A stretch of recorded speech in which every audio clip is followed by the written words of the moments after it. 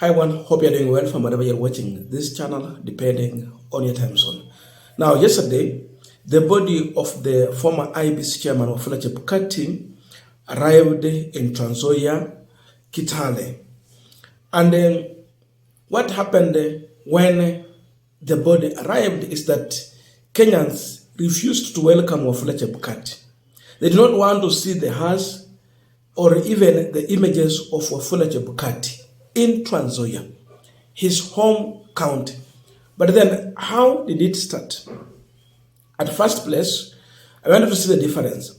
When Wafula Chebukati's body was leaving Leaf Funeral Home, the hearse was closed completely. You would just see through the glass. That is what happened.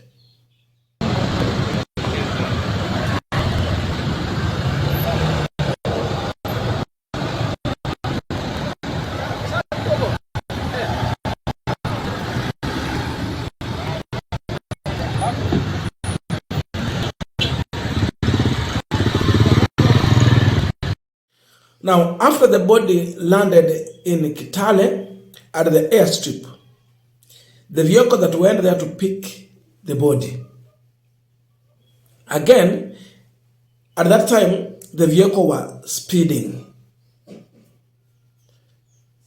leaving the airstrip before they get to the main road. So I wanted to catch up this difference now, because there is something the Bukati family said, that please allow us to bury our beloved one in peace.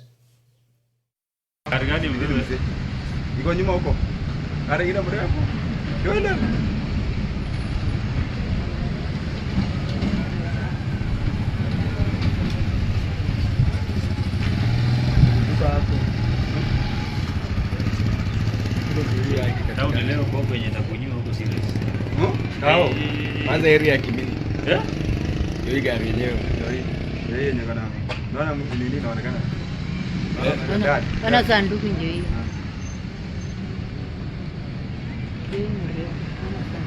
Oh. Sanduku. Gari nayo uweze nini? Ona hiyo gari. Ona hiyo gari. Ameweka maua. Gari ni mrefu bwana. Ningetaka kuenda ningeenda na hii ya Kai. Gani? Ya Kai iko nyuma hapo. Niambia anaenda mpaka huko narudi. Atarudi. Ndio kufanya nini? Twende niache pombe. Mtu anataka kwenda kumini. Now, when the vehicle carrying Wafula Chebukati's remains reached the main road, things changed. Number one, they reduced the speed. They started moving slowly.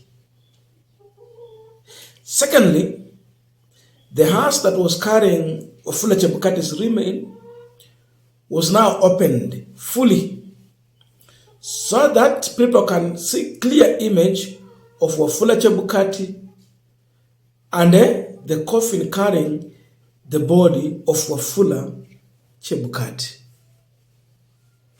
Now, this is where the problem came in. Because remember, the family said, allow us to bury Chebukati in peace. This is the time the residents of Kitale started speaking.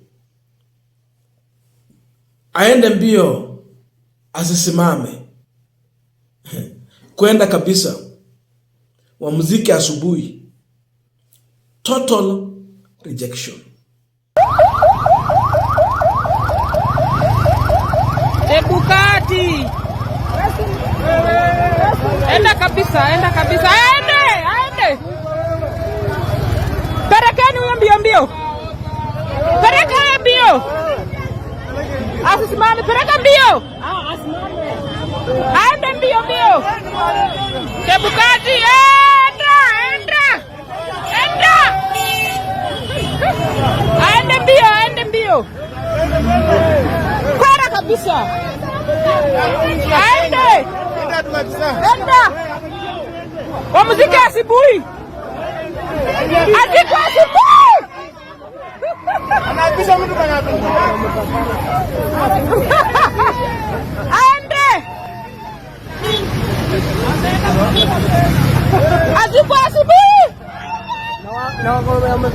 Now, what people are asking is just one question.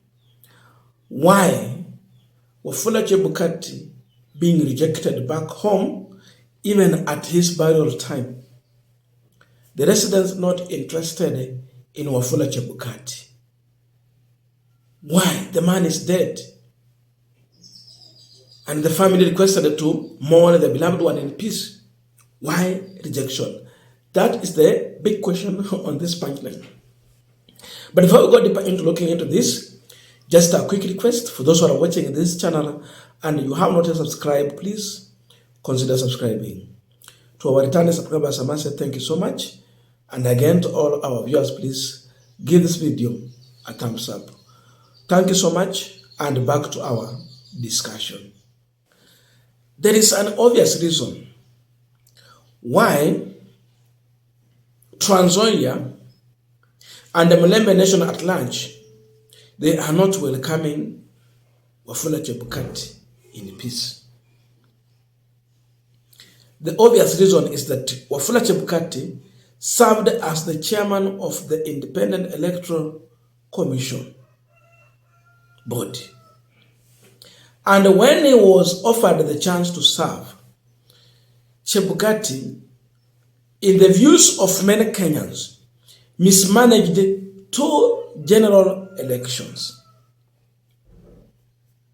Number one, the 2017 general election.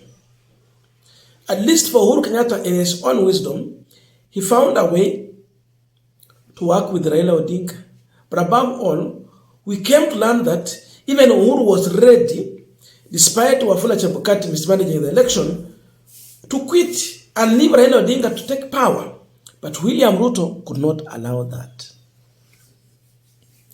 This explained the reason why Uhuru Kenyatta, on his way to Wafula Chebukati's funeral, was warmly welcomed by Kenyans in the same region where they are rejecting the very dead person. Uhuru was warmly welcomed. He was forced to stop and address Kenyans on a sunroof of his vehicle for them to allow him to continue with the journey. So look at that.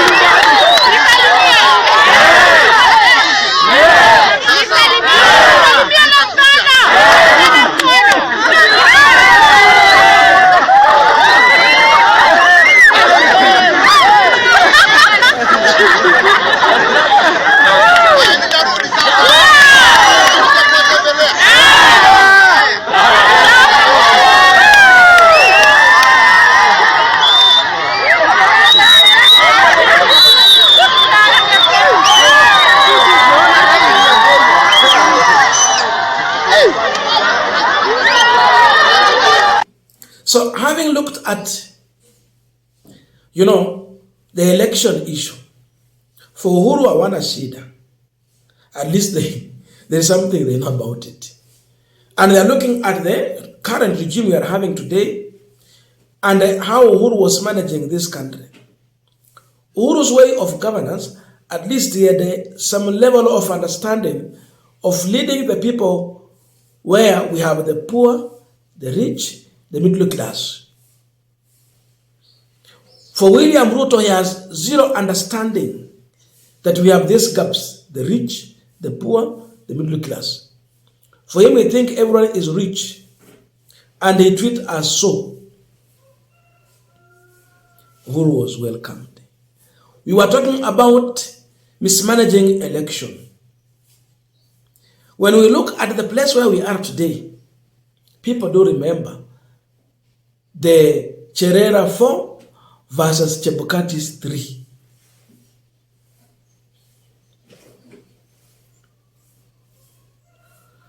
Out of the 7 IBC commissioners, 4 disagreed with the result that Wafula Chebukati announced, and 2 agreed with Wafula Chebukati. You add Chebukati himself, 3. So watu wanne wamekataa, wawili wanakubaliana na uamuzi wa Chebukati.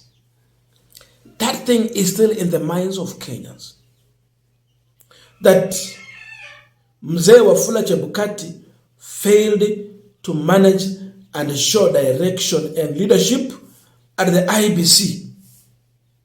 If he would have shown leadership, he was fair, the election be free, no one will be rejecting one Wafula Chebukati, even at the time when he is dead. Mismanagement of election. So you look at that can be one of the reasons. Then after even mismanaging the election, the other thing that we look at is what happened after Ruto took over power. Kenya seems to be suffering more than any other time at the time when Ruto is at the helm of power. So when they see their problem, they remember the person who gave them William Ruto. Some Kenyans believe that William Ruto was not a result of free and fair election. He was a result of cooked up figures. And the person who was in the kitchen cooking the figures is none other than the dead person they are rejecting, Wafula Chebukati. Due to that perception among Kenyans, this man is an unwelcomed guest back home, even at the time when he is dead. Unajua wanasema, hayo ni maandiko. Kile ambacho kimekubaliwa hapa duniani, pia mbinguni kimekubalika. Now that Wafula Chebukati is being rejected here in the world, I am not a God, I'm not a judge, I don't want to judge. But then, what do we anticipate? Hayo tuachie Mungu. But then that is the real situation on the ground as far as what happened. Sijui vile ibada inaendelea watu kutokuwa aje. That is it. Look at 2017. The person who exposed Wafula Chebukati was none other than CJ Emeritus David Kinani Maraga. Sasa hizo unajua Maraga anasema anataka kuwa president, na kama anaweza pewa nafasi ya kuwa president, what he will deal with is the issue of obeying the law, and everything will fall. How I wish Maraga should be our president. How I wish. Akikuja kwa ballot, mimi niseme ukweli, nitampigia kura. Because Maraga seems to be a man who wants to follow the law to the end. We suffer because leaders are not embracing the issue of respecting law. So Maraga exposed this guy after a nullified election that was shambolic. From that point, Kenyans started losing faith in anything that Wafula Chebukati is involved in. So from that time up to date, perception was created. And this hatred is as a result of that perception. I don't know your views, but let us meet in the comment section to continue with this discussion. Thank you so much, and I'll see you in our next video.